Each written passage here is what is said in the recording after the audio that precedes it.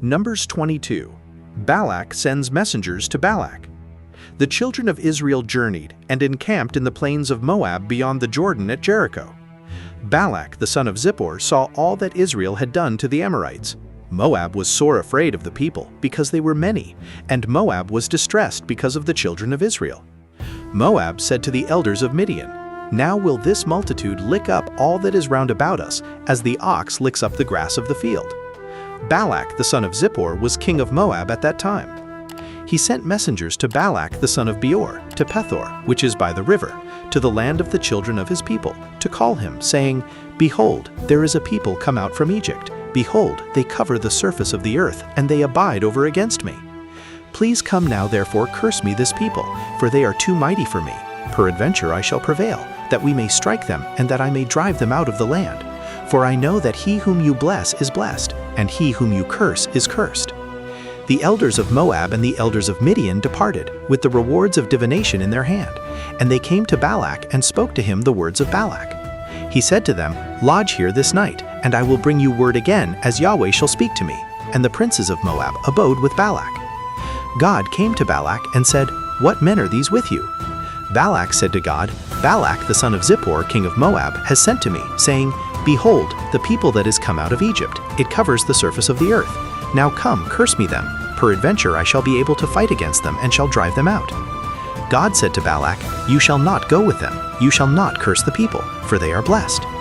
Balak rose up in the morning and said to the princes of Balak, "Get you into your land, for Yahweh refuses to give me leave to go with you."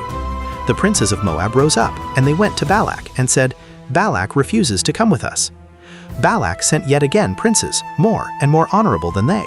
They came to Balak and said to him, "Thus says Balak the son of Zippor, Please let nothing hinder you from coming to me, for I will promote you to very great honor, and whatever you say to me I will do. Please come therefore and curse this people for me." Balak answered the servants of Balak, "If Balak would give me his house full of silver and gold, I can't go beyond the word of Yahweh my God, to do less or more. Now therefore please wait also here this night, that I may know what Yahweh will speak to me more." God came to Balak at night and said to him, "If the men are come to call you, rise up, go with them, but only the word which I speak to you, that shall you do." The angel of the Lord and Balak's donkey. Balak rose up in the morning and saddled his donkey and went with the princes of Moab. God's anger was kindled because he went, and the angel of Yahweh placed himself in the way for an adversary against him. Now he was riding on his donkey, and his 2 servants were with him. The donkey saw the angel of Yahweh standing in the way with his sword drawn in his hand, and the donkey turned aside out of the way and went into the field, and Balaam struck the donkey to turn her into the way. Then the angel of Yahweh stood in a narrow path between the vineyards, a wall being on this side and a wall on that side.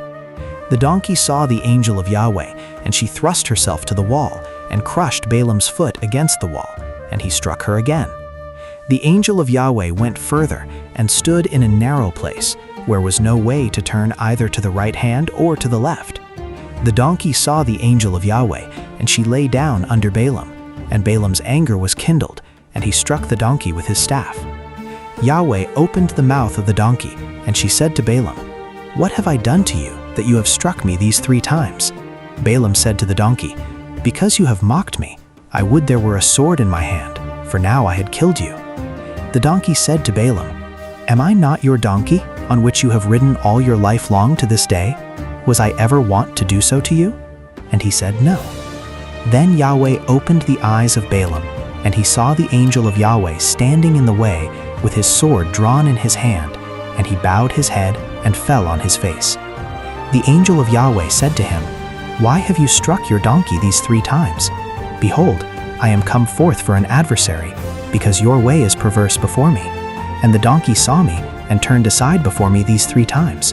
Unless she had turned aside from me, surely now I had even slain you and saved her alive." Balaam said to the angel of Yahweh, "I have sinned, for I didn't know that you stood in the way against me. Now therefore, if it displease you, I will get me back again." The angel of Yahweh said to Balaam, "Go with the men, but only the word that I shall speak to you, that you shall speak."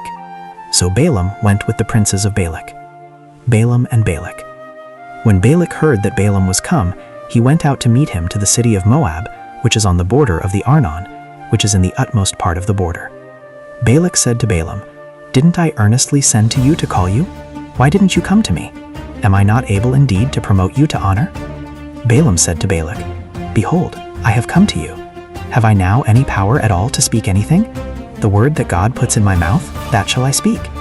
Balaam went with Balak, and they came to Kiriath-huzoth. Balak sacrificed oxen and sheep and sent to Balaam and to the princes who were with him. It happened in the morning that Balak took Balaam and brought him up into the high places of Baal, and he saw from there the utmost part of the people. And that's it. I hope you enjoyed the video. If you did, leave a like. Subscribe to the channel if you haven't already, and don't forget to activate the bell to receive all notifications of future videos. Tell me in the comments what you thought. Thanks for watching, and see you in the next video.